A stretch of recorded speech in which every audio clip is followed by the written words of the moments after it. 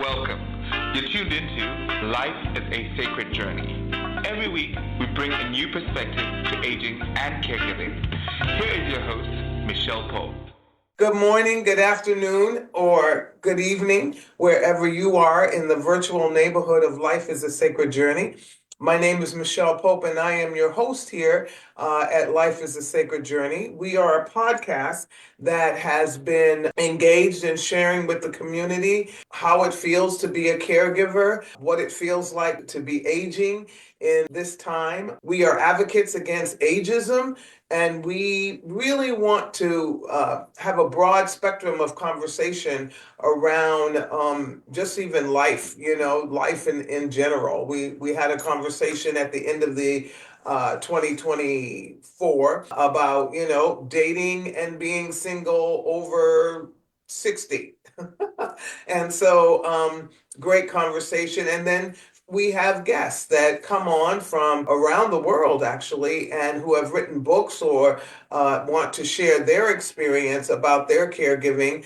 And this morning, we have an incredible person that will be joining us. Her name is Nancy Treaster.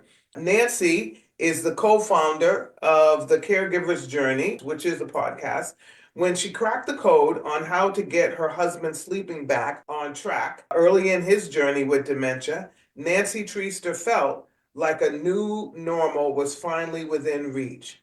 She is a retired software industry veteran who spent her professional life managing strategy and for publicly traded global companies, and found herself in an unfamiliar territory. I mean, that's what we all hear from caregivers, that is just so unfamiliar when this happens to you and how you overcome the obstacles. And then she reconnected with her friend, veteran caregiver Sue Ryan.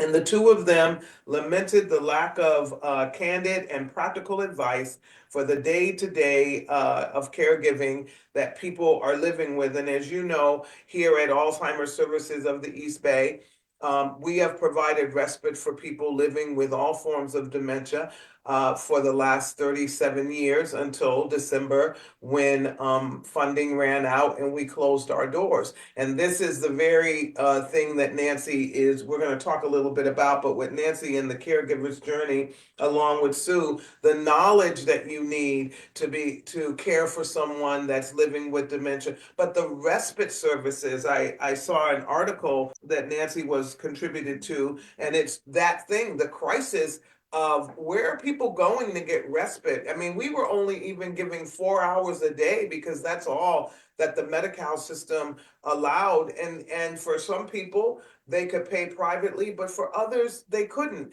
And so 4 hours when you're trying to keep a job, or if you're part of the sandwich generation and you got little kiddos, whatever the situation may be, nothing in our lives prepares us for the caregiving journey. And so I am just so very excited this morning to share with you Nancy Treaster, who is this incredible person who you can see I did my homework, friends, as I always do, that has gone this journey and has a husband that was diagnosed with early onset. So as I've taught you in the past, and you know this now, early onset is before the age of 65, because we usually look at Alzheimer's as 65 and up, right? Unless it's something like Lewy bodies or Parkinson's or that. So early onset, which means, pretty young. And Nancy started to be a caregiver at that time. And so she's here this morning. Good morning, Nancy. And, I just want to say to you, thank you for being a part of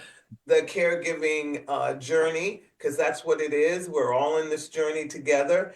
And for, really just getting out there and sharing the story and sharing your wisdom, because that's what I have found, even though, 30 something years of learning about dementia, 20 something, almost 30. And it still changes. The services that are needed change, and everybody's story is different. So I want to welcome you to Life is a Sacred Journey. And if you could hear our audience in the background, I'm sure they're applauding. So I just want to say good morning and welcome again. Well, thank you so much for having me. And thank you for caring so much about dementia family caregivers, because as you know, it is a hard road. It is a very hard road. So the caregiver's journey, we'll talk about that, but let's just get our audience in on you, and by just sharing your story and how you became a caregiver, and just share with them what that whatever bubbles up in your heart this morning. Well, my father was diagnosed with dementia, with not dementia, with Parkinson's, which of course comes with a form of dementia at some point, about 26 years ago. My mother was his primary caregiver with some outside help, but my sister and I supported them for all of his life. He passed in January a year ago. Oh, And then my husband was diagnosed with dementia, as you said, when he was 60. And about 10 years ago, he passed 4 weeks ago. oh, My father-in-law was diagnosed with Alzheimer's about 6.5 years ago, and he passed in October. So oh, all three of my caregiving responsibilities passed in 2024. But I was working full time. Obviously, the one that was most consuming for me, my father-in-law, we moved them here about 3 miles away from us so that I could be their primary support. But clearly, my husband was the major care responsibility that I had, and I was able to keep him at home through the entire 10 years, and he passed away at home. So I'm thankful for that we were able to get through the hard times. mhm, But as things got more difficult, because that's what the dementia progression does, I realized I was spending a lot of time searching for how to handle what I suspected should be common day-to-day dementia challenges. And it was difficult to find the level of detail that I needed. There was a lot of high-level advice or articles you could read or even books, but it was all very high level. And I needed the nitty gritty details of how to change a depend or how to prepare for incontinence. I mean, that, it sounds silly, but I needed the details. Well, one of my closest friends from the past, we've known each other for 35 years, has been on several dementia caregiving journeys as well. The most recent was with her father and her husband. And her husband had just passed away. And that's my business partner now, Sue Ryan. Her husband had passed away. I guess it'll be a year and a half ago. And she was visiting myself and my husband, and I was lamenting my frustration. right. And she had written a book on caregiving at this point and was very focused on giving back to caregivers as well in terms of coaching and such. And she said, I'm thinking about starting a podcast. Would you like to do it with me? So thus was born the Caregiver's Journey. It's now a website. I would say the heart of it is still the podcast and blogs. We have Sue's caregiving book as well as an online course, and we have the intention this year of putting a lot more focus on some of the supporting resources that we have, still the podcast as well.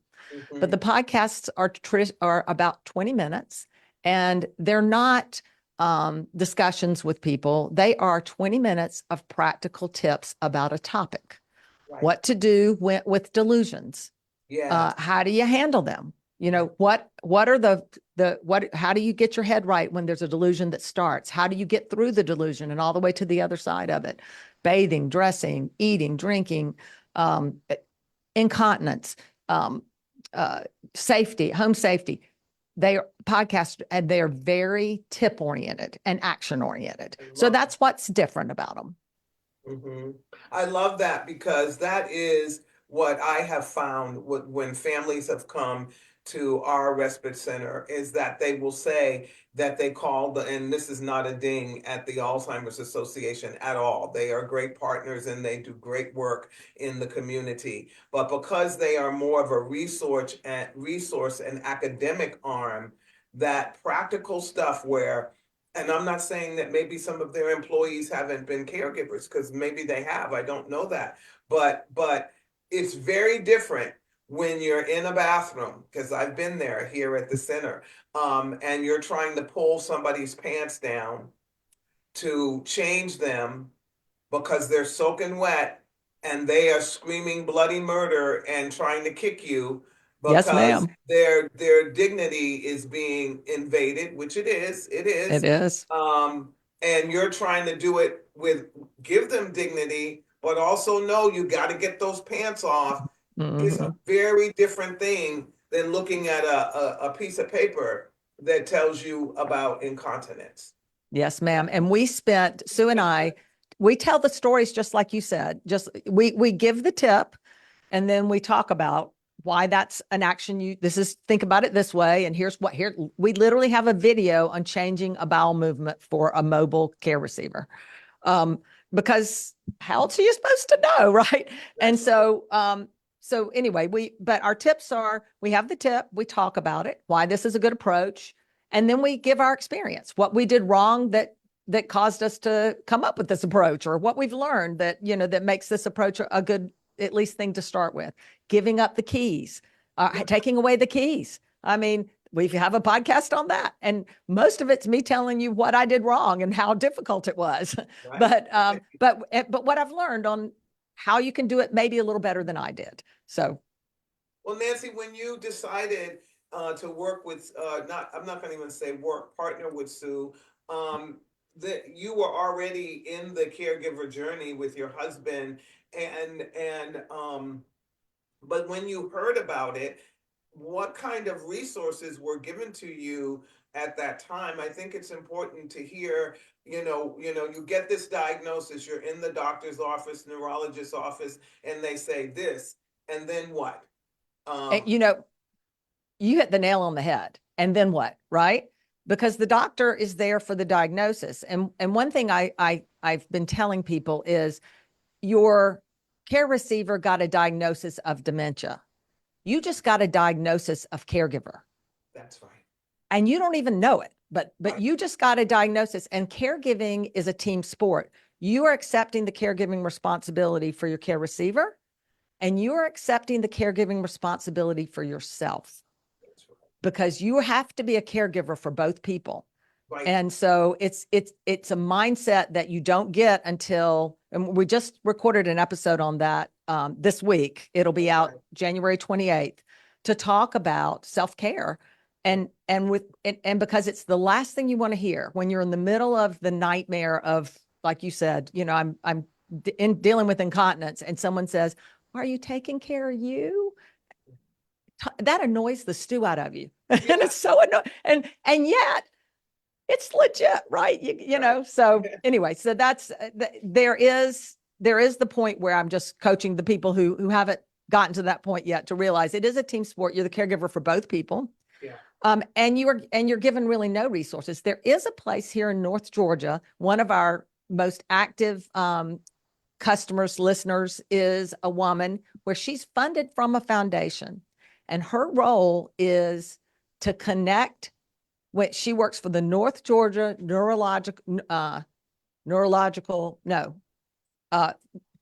neurology physicians. Oh, okay. And her job is to be the liaison once someone gets someone gets a dementia diagnosis. Her funded position from a not-for-profit is to be the liaison between the family and the caregiver, and the care receiver, so she can help them with what everyone knows is missing, which is there is no help for the caregiver. You're a new caregiver. Most people are first timers, no training, no experience. And how are they supposed to know what to do? Exactly. And she recommends our podcast as one of the resources, which is kind of cool. That is cool. And so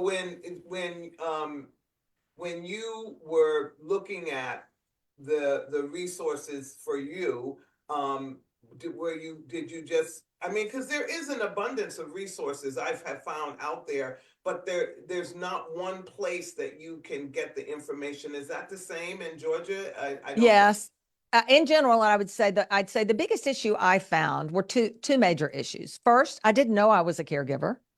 So most of my research initially was on my husband's diagnosis and what to expect, not really on how to caregive, because I didn't think, it never crossed my mind I was a caregiver. So lesson learned on that. I try to make sure people understand, when you're looking for resources, you got to look for caregivers, for caregiving resources. And secondly, probably the biggest frustration I found, and why I think Sue and I have such a huge following already and 6 months later, is because I just couldn't find the tip-oriented stuff I needed. I found a lot of good high-level advice, but when it came to the details, we were really struggling. And so we're trying to fill a gap out there for dementia caregivers.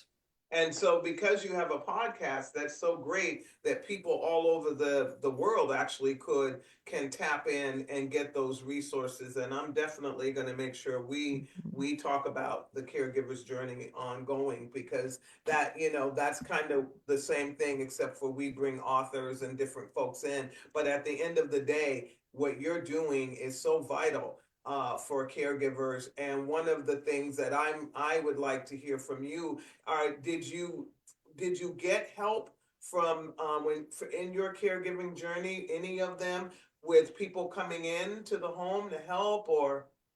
Part-time help for my mother at some point. Eventually we got part-time help. For my mother-in-law, we actually got the part-time help through the VA. So that was helpful. You have to get far enough down the path to where they need help with their daily living. Right. But once we got that far, we were able to get 4 days a week, 4 hours a day for my father-in-law, which was helpful for her. And then I also hired part-time help here with my husband. I did have to back down. I was working full-time at first when he got diagnosed. I did manage the combination of working full-time and his care for about probably 5 years.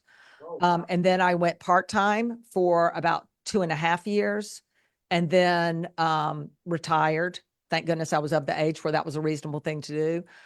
Probably about halfway through, when I was working part-time, I realized he couldn't leave the house anymore. Really, it's about when he became incontinent and he started having some pretty significant delusions.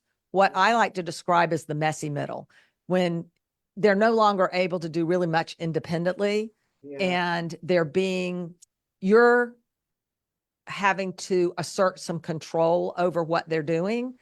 And that's where the rub comes, right? Because you're able to support their independence and their dignity for a long time. And then when you have to start asserting control, there's a battle for control. And that's when the messy middle starts. It's really difficult.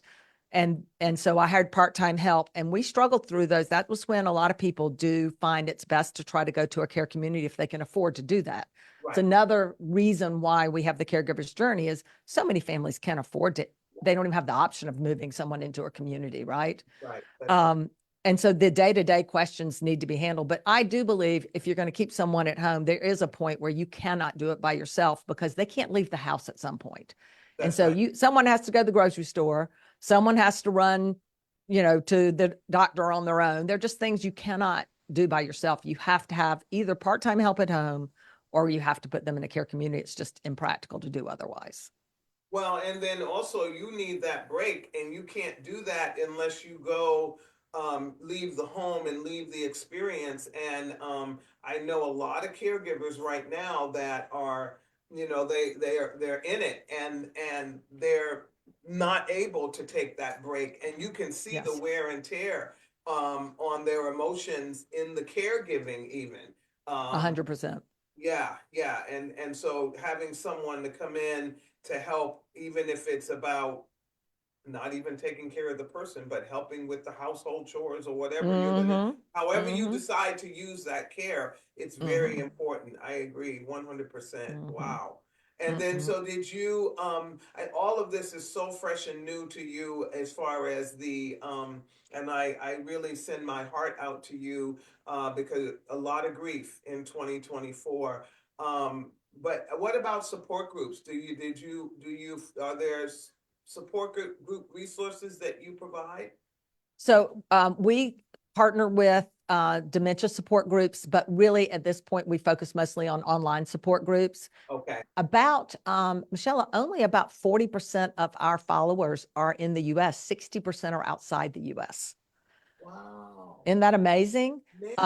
Yes. So most are English speaking languages, but surprising, there's a lot of countries that we get listeners from, or people that come to our website, where English is a strong second language, but not the first language, like the Netherlands or Belgium or such. So it's been amazing to me how I just wonder sometimes how people find us. I'm I like, know, right? okay. I do too.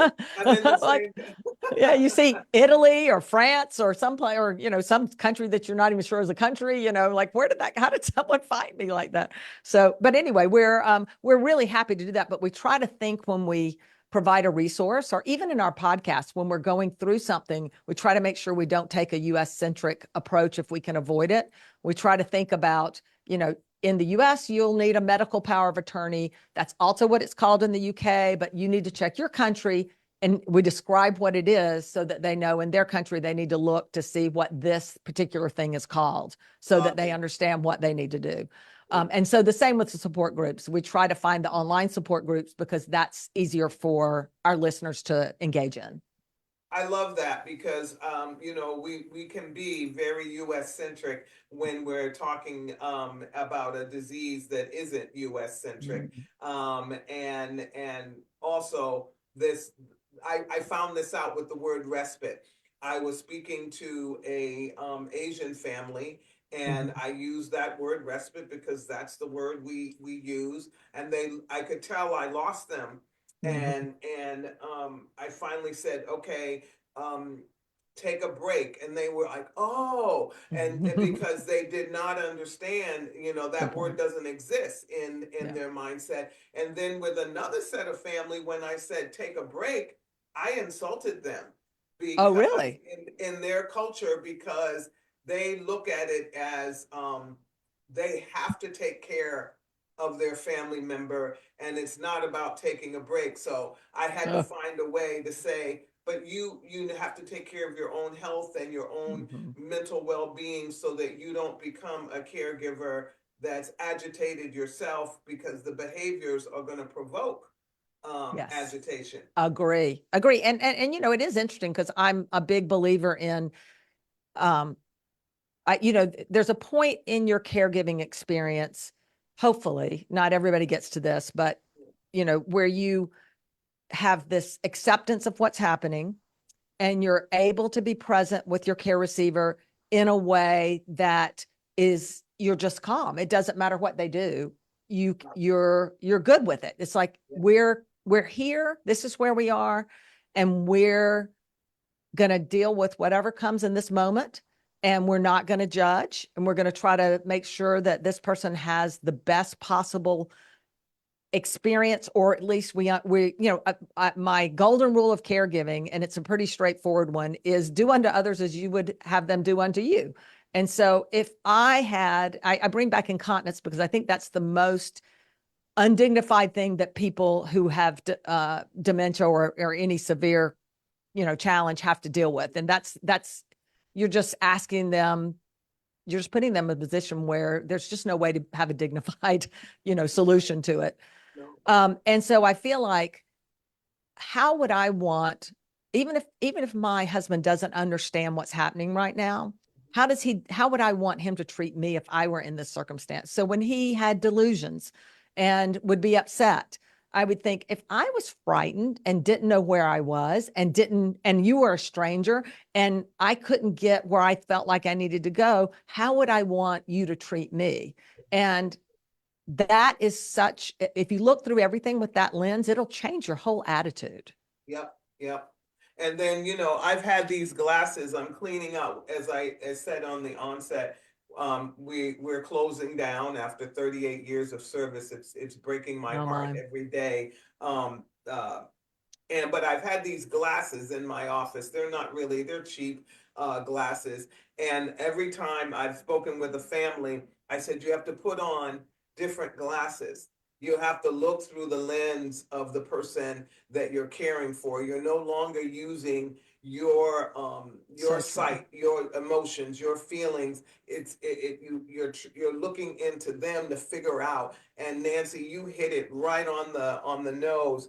Fear is the number one thing that I think we don't give enough credit to, Mm. that the person is afraid, in the beginning, right, when they know Mm-hmm. kind of something is happening. Mm-hmm. Something's happening to me, I kind of know it, I'm trying to mask it, there's a Mm-hmm. fear of being Mm-hmm. discovered. Mm-hmm. True. And then, like you said, I love what you said. I wrote it down, the messy middle. I'm going to attribute that to you for the rest of my life. The messy middle, where, I mean, there's a whole bunch of stuff going on, you know. I Yep. mean, and every person's different. Yep. And then at the end, when there's hospice needs and full care, Yep. that you have to look through a different lens at all times. And I want you to speak to that thing called denial, because this is the thing that one day I'll write a book on it. That in that messy middle, and sometimes even in the beginning, hospice people get that end of life people get pretty much. Yep. But that beginning and middle, I have heard people with denial. I've seen people with denial where I've seen their loved one and I'm like, what do you mean you leave them home alone? Agree. Agree. There, So much, please. so much. You know, and it's because it's overwhelming, number one, I think, you know. And so the longer, well, I will say, you know, I learned a little bit. I wasn't in quite as, I wouldn't go as extreme as denial, but but the end result was the same. Okay. So before I went part-time, I was working full-time. I had already moved to working from home because I didn't feel comfortable leaving it at home alone. But I wasn't, but we would go out to lunch together, you know, and I would, if he needed to run an errand, I was in the car with him when we ran the errand. So he wasn't going anywhere alone, is really the net. And then one day, Michelle, we're driving, it's a Saturday, and now I'm still working full time. Right. And we're driving on a Saturday and we're going to pick up a birthday cake for his mother. And we're driving along and he looks at me and he says, "How do you like driving this car?" Well, I'm driving my car, right? I'm like, thinking strange question to ask, but he's got dementia, so whatever, Yeah. right? I said, "Well, I like it." Okay, we're driving along. A few minutes later, he says, "Well, she likes driving it too." Still strange point, but whatever. He said, "Where are we going?" I said, "Well, we're going to buy a birthday cake for your mom, and then we're going to take it over to her." Oh, you are going to love my parents. They are the nicest people. I've been married for 30 years at this time. And I thought, he has no unearthly idea who I am. Right. So I called, of course, I was very upset, but I called the office, told my boss, "Look, I need 6 weeks off. I've got to figure out what's happening here. Yeah. I might need to retire early, but I got to figure out what's going on." Well, they called me back, said, "You know, why don't you you probably need some distraction. Why don't you work part-time?" And I agreed to that. And I came back part-time. Well, those 6 weeks off, I realized he was way worse than I thought he was. I wasn't paying enough attention. I was working in the home, yeah, but I was in meetings all day and so Yeah. on. Yeah. And I was clueless how bad things were until I took 6 weeks off. So whether it's denial or just ignorance, because I consider I was just ignorant, you know, Yeah. clue Yeah. yourself in and pay attention, because this is probably, depending on the age of the person who gets dementia, you know, as long as a 10-year journey. Some are a little longer, some are a little shorter, but you have to watch for the changes along the way in order and look through their eyes all the time, what's happening, and pay more attention than I did. At least when you get to that mess, you know, when you're 4 and 5 years into it, you got to start paying more attention than I did. Don't just wake up one day and realize what's been happening. Now I'm out, I just catching on. You Right. know, now that was the first day I think he didn't know who I was, but this wasn't one of those situations where the next day he knew who I was. I had to move upstairs. He thought I was a caregiver. If I wore my wedding ring, it upset him. "Who you married to?" And I still to this day, I would say last year, he would give me big smiles. He would say, "I like," which I would say, "I love you too." I knew he was trying to tell me something. Sorry. Hold on. I No. shouldn't have said that. No. Um, Love you. Love you. but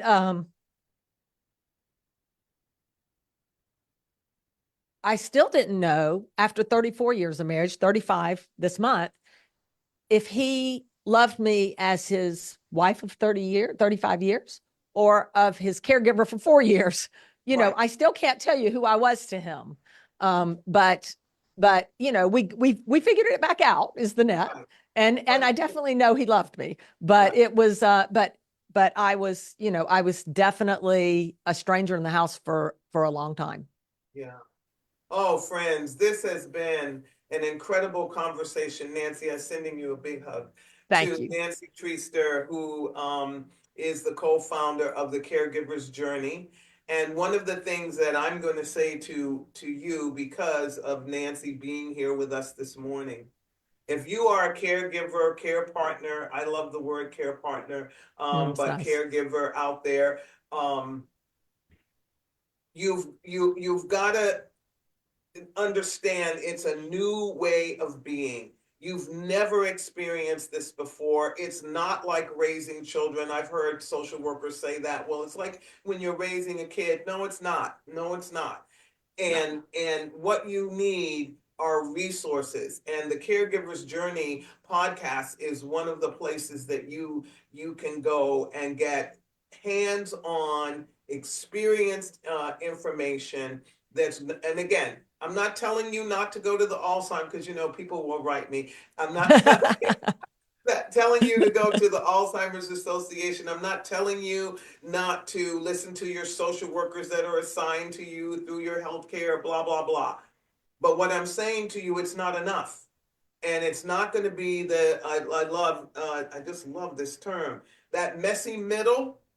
They know nothing about the messy middle unless they've been a caregiver themselves. And because of their job, it's a conflict of interest for them to share their story with you. So they won't say these things to you in the way that Nancy and Sue will on the Caregiver's Journey. So when does your podcast air?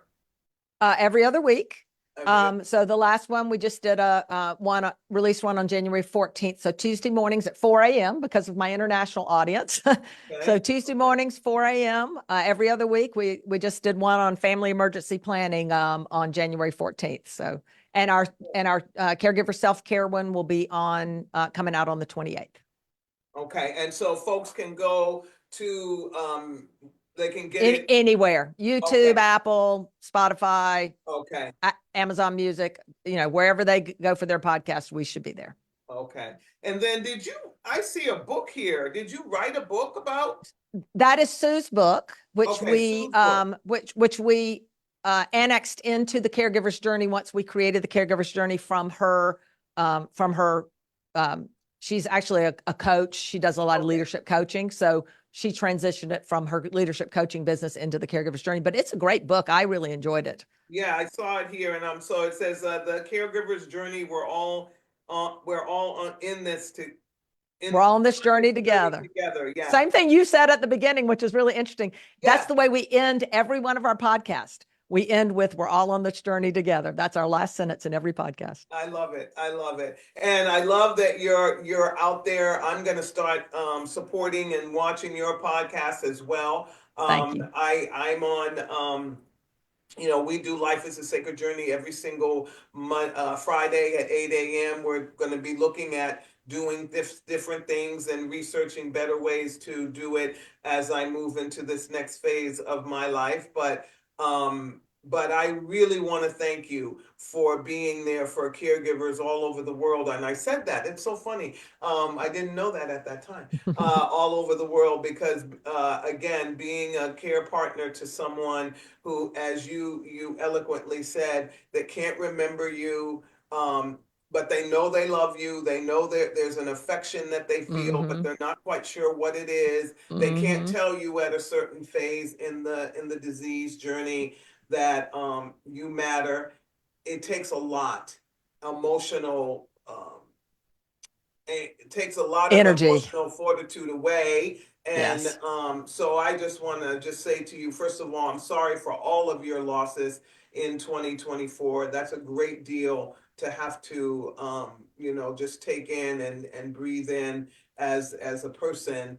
But what a wonderful person that you have been to all of those individuals, because you've turned this into sharing with others so they don't have to learn it in the way that you did. So you're an inspiration to me. And I'm Thank sure you. to everyone on Life is a Sacred Journey that came this morning. I didn't even look at my phone this morning because I usually look at it to say, okay, hello, everybody. Are you there? Boo, boo, boo. Not this morning, because you have just really shared your story, and it's touched my heart so deeply. So Nancy, I'm Thank you. gonna be coming to the Caregiver's Journey on the podcast and watching it. And so as we close up this morning, what are just a last word of advice or statement that you'd like to make to our followers?